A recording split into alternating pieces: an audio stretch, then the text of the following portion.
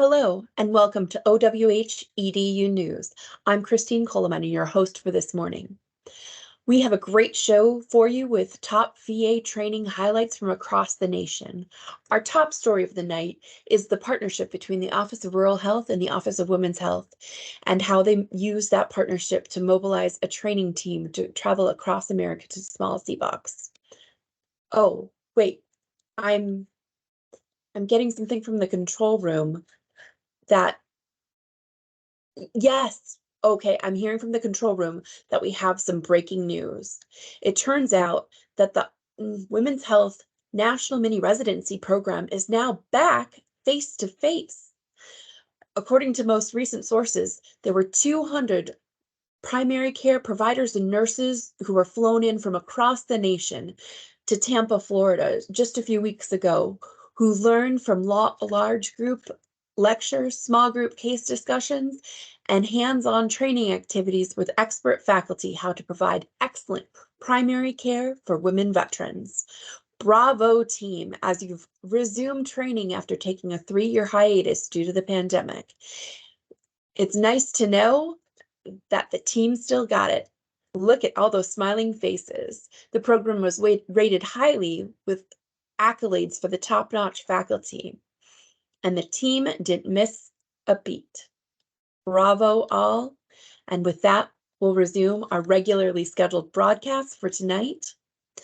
And I'll hand it over to the Rural Health team to give their update. Rural Health team? Yes, this is Dr. Amy Sanders reporting live from rural America, as you can see by the beautiful scenery behind me, to update our viewers on one of education's key training programs, the Women's Health Mini Residency for Rural Primary Care Providers and Nurses. You may know it better as the Rural Mini Residency, which is a 10-year partnership between our Office of Women's Health and the Office of Rural Health since 2017 to specifically target and train primary care providers and nurses from rural VA facilities, thereby improving rural women veterans' access to care. Now, to recap a little of the program's history, after a year of development, pilot trainings, and securing a contract for a mobile training team, the Rural Mini Residency launched in June 2018 and has been going strong ever since, even during the COVID-19 pandemic.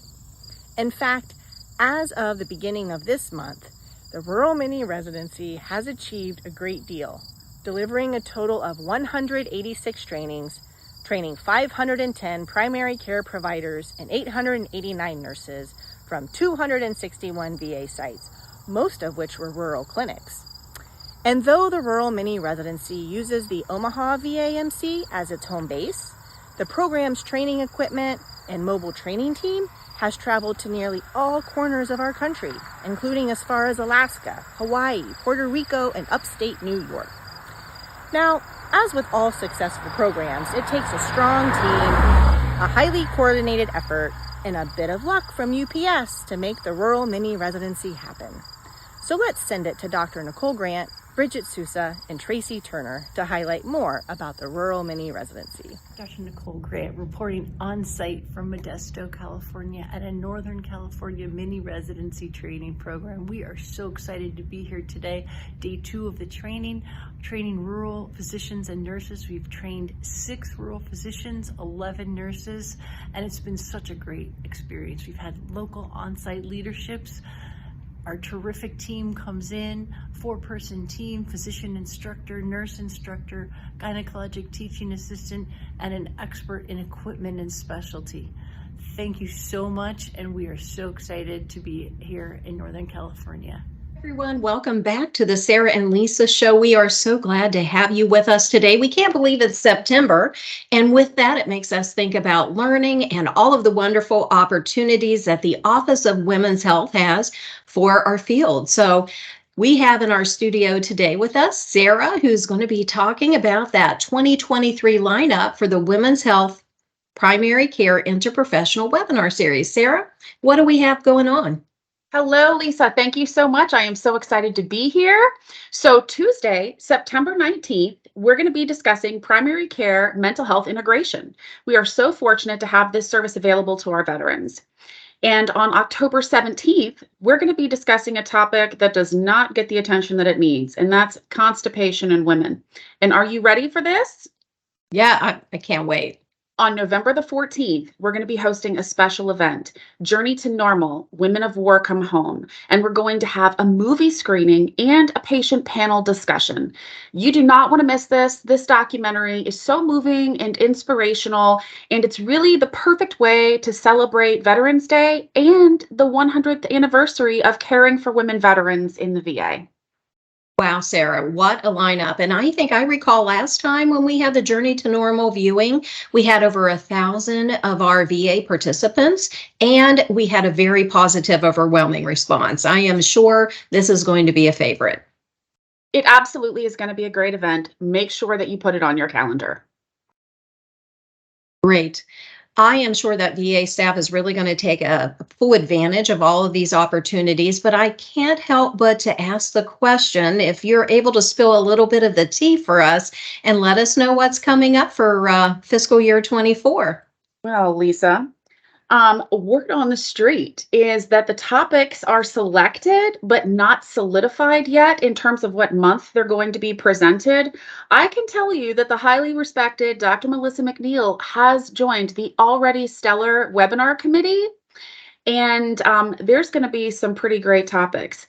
Dr. McNeil herself will be presenting on genitourinary syndrome of menopause in the month of January.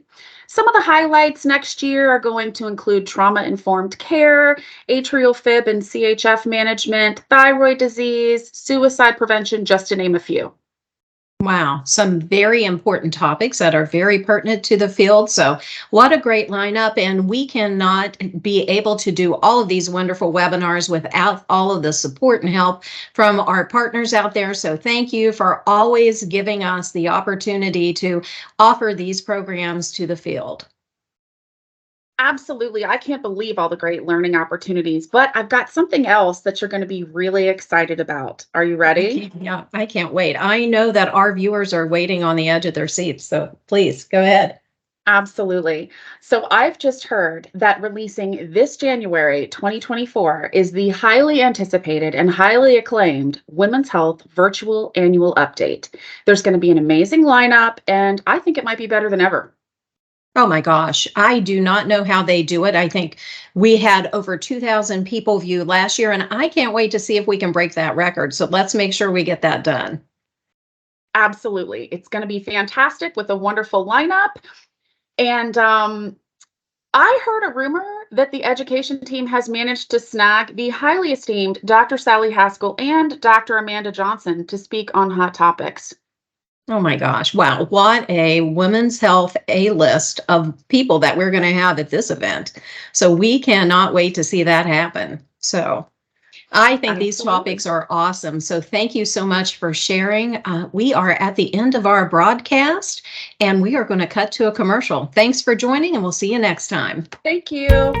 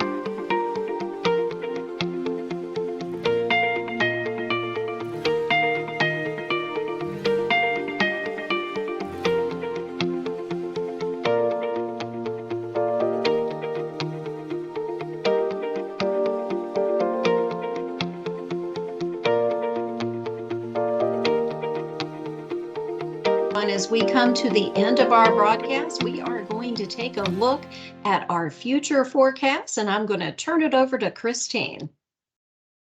Thanks, Lisa. Our future looks bright. One of our biggest projects, our flagship project, the Women's Health Mini Residency, is on track for success to train over 1,000 learners next year. We anticipate deploying 3 national mini residencies, a dozen grants, and almost 40 rural health trainings next year to help achieve that goal. Christine, that sounds fabulous. One of the other things that we can look forward to next year are our webinars. And I'm not sure if you were able to join us for our earlier broadcast, but those of you who missed it, we had Sarah Burns in the studio, and she was able to talk about the upcoming webinars for this end of fiscal year 23, as well as those that we are hopefully going to be hosting in fiscal year 24. So we have quite a few great trainings provided.